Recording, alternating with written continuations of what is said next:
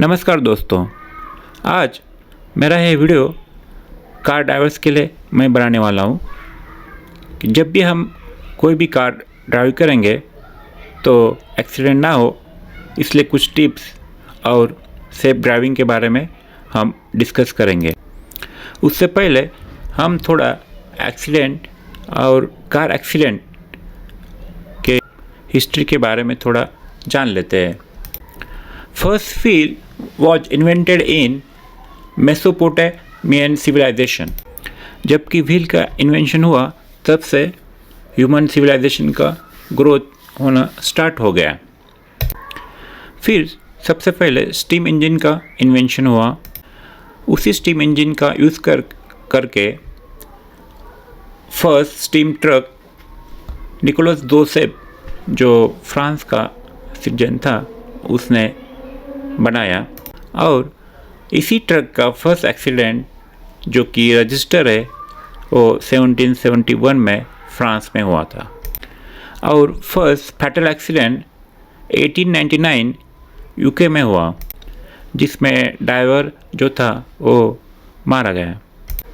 फिर जैसे जैसे ऑटोमोबाइल इंडस्ट्री का ग्रोथ होने लगा और कार रास्ते पे आने लग गई, तो इन्हीं कार को रजिस्टर करना गवर्नमेंट ने कंपलसरी बनाया।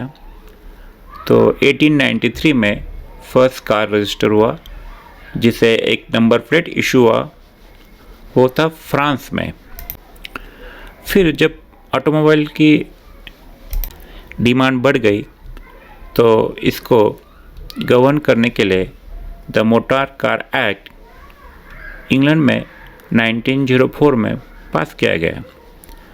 इस मोटर कार एक्ट के अंडर हर एक कार को रजिस्ट्रेशन करना मैंडेटरी कर दिया और ड्राइवर को ड्राइविंग लाइसेंस प्राप्त करना कंपलसरी किया गया। जैसे भी ऑटोमोबाइल इंडस्ट्री का ग्रोथ होने लगा तो इंडिया में भी ऑटोमोबाइल इंपोर्ट होने लग गई।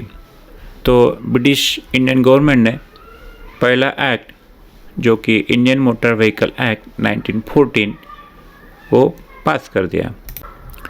उसके बाद इन 1924 इसी एक्ट में थोड़ा अमेंडमेंट हो गया और कुछ सेक्शंस ऐड किए गए।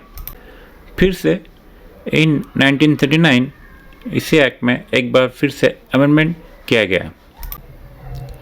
फिर आफ्टर इंडिपेंडेंस 1988 में गवर्नमेंट ने नया central motor vehicle act parliament में पास किया। उसमें बहुत सारे नए चीज़ें ऐड किए गए। अभी जिस एक्ट के अंडर इंडिया में लीगल ऑफेंसेस रजिस्टर किए जाते हैं वो है Indian motor vehicle amendment act 2019। फिर से एक बार हम कार ड्राइविंग की तरफ आते हैं।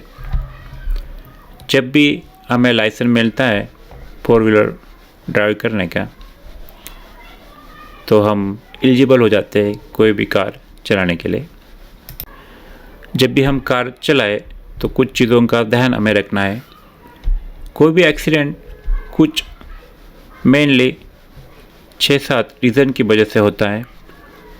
उन रीज़नों को उन्हीं के बारे में हम थोड़ा डिस्कस करेंगे। पहला रीज़न है लैक ऑफ कंसंट्रेशन। मतलब जब हमारा ध्यान, हम डिस्ट्रैक्ट हो जाते, हमारा ध्यान ड्राइविंग से, स्टीयरिंग व्हील से हट जाता है, हमारा विजन रोड से दूसरी तरफ जाता है, तो हमारा एक्सीडेंट होने के चांसेस बढ़ जाते हैं। तो ये डिस्ट्रैक्शन किन चीज़ों की वजह से होता है? जब भी हम कार में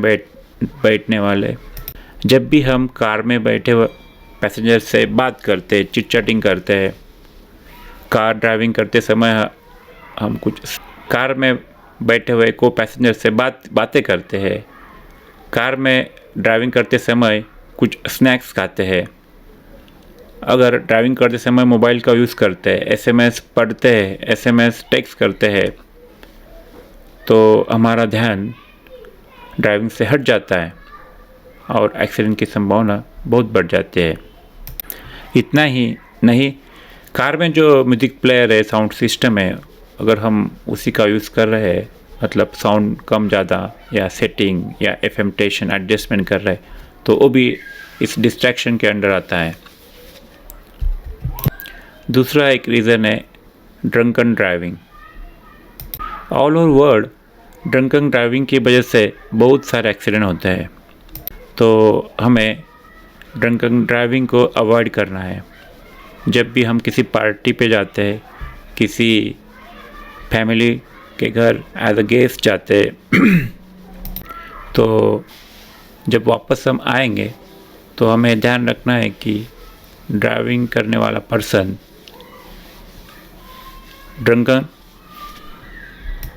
ड्राइविंग का ध्यान रखना चाहिए। ड्राइविंग करने वाला person should not be in drunken state. तो पार्टी ख़त्म होने के बाद हमें एक चीज़ का ध्यान रखना चाहिए, हमारा व्हीकल जो भी पर्सन ड्राइविंग करेगा उसने कोई ड्रिंक लिया ना हो, यह हमें कंफर्म करना है, क्योंकि आफ्टर ड्रिंक हमारा सेंस और कोऑर्डिनेशन कम हो जाता है। उसी की वजह से एक्सीडेंट के चांसेस बहुत ज़्यादा बढ़ जाते हैं। और एक रीज़न है रोड रेज। जब भी कोई कार हमें ओवरटेक करके जाती है या कुछ हमें लगता है कि वो रोड रेज कर रहा है, तो गुस्सा हमें आता है और गुस्से में हम गाड़ी तेज़ चलाते हैं, हम रैश ड्राइविंग करते हैं, विदाउट गिविंग एनी इंडिकेटर हम लेन कटिंग करते हैं उस समय। उसी तरह स्पीड हमारा ज़्यादा रहता है उस वक्त, तो एक्सीडेंट के चांसेस भी बढ़ जाते हैं। और एक मेन रीज़न है कार ड्राइवर्स। जब भी कोई एक्सीडेंट होता है तो वो उसमें जो इंजरीज होती है वो कम होने के लिए हमें ऑलवेज सीट बेल्ट पहनना चाहिए। सीट बेल्ट और एयरबैग के कॉम्बिनेशन में हमारी जान बचा सकता है। और एक मेन रीज़न है not following any traffic rules. मतलब जो साइन बोर्ड रहते हैं जहाँ पे लिखा रहता है कि आगे घाट रोड है, आगे टर्न है, शुड नॉट बी ओवरटेक, इस तरह के जो साइन बोर्ड है उन्हें नज़रअंदाज करके अगर हम ड्राइविंग करेंगे तो हमारा कंट्रोल हमारे कार से जाएगा और एक्सीडेंट होने के चांसेस बढ़ जाएंगे। अब ये कार ड्राइविंग करते समय हमें क्या प्रिकॉशन लेनी है उसके बारे में थोड़ा डिस्कस करेंगे। जब भी हम कार चलाने के लिए बैठेंगे तो हमें first thing we must wear seat belts. Driver को ही नहीं बल्कि को पैसेंजर जो भी है उन सबको सीट बेल्ट पहनना ज़रूरी है। वैसे ही हमारा डिस्टेंस स्टीयरिंग से और हमारा जो स्टमक है उसमें सफिशिएंट डिस्टेंस होना चाहिए।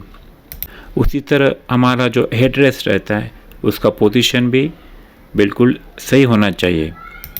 अगर हेड रेस्ट का पोजीशन अगर अच्छा है तो हमें जो होने वाली स्पाइनल कॉर्ड को जो इंजरी होती है एक्सीडेंट में वो प्रिवेंट हो जाएगी।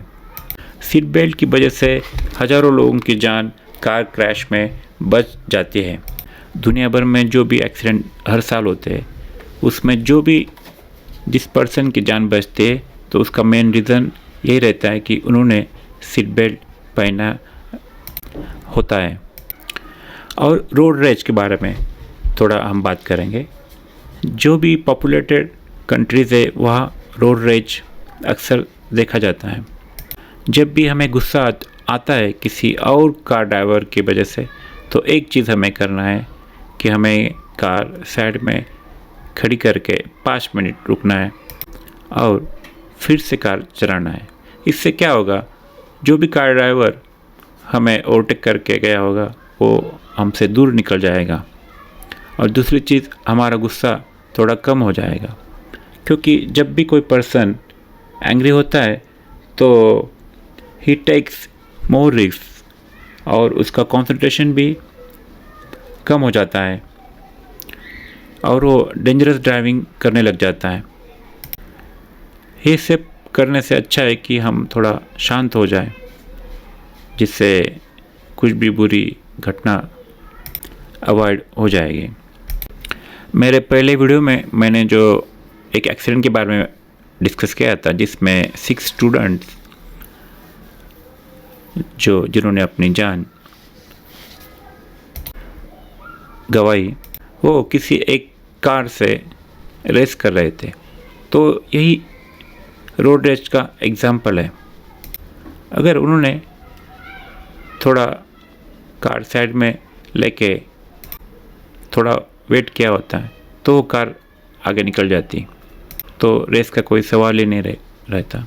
और जब भी रोड रेस में ड्राइवर गाड़ी चलाता है तो वो गुस्सा हो जाता है, वो एक्साइट हो जाता है और वो कोई stop sign, signal, red lights, कुछ भी रूल वो फॉलो नहीं करता और वो ज़ोर ज़ोर से हॉर्न बजाता है, वो लेन कटिंग करता है विदाउट गिविंग एनी इंडिकेटर्स। कभी लेफ्ट में कभी राइट में वो गाड़ी चलाता है। और एक चीज़, जब भी को पैसेंजर और ड्राइवर का एज लगभग सेम हो तो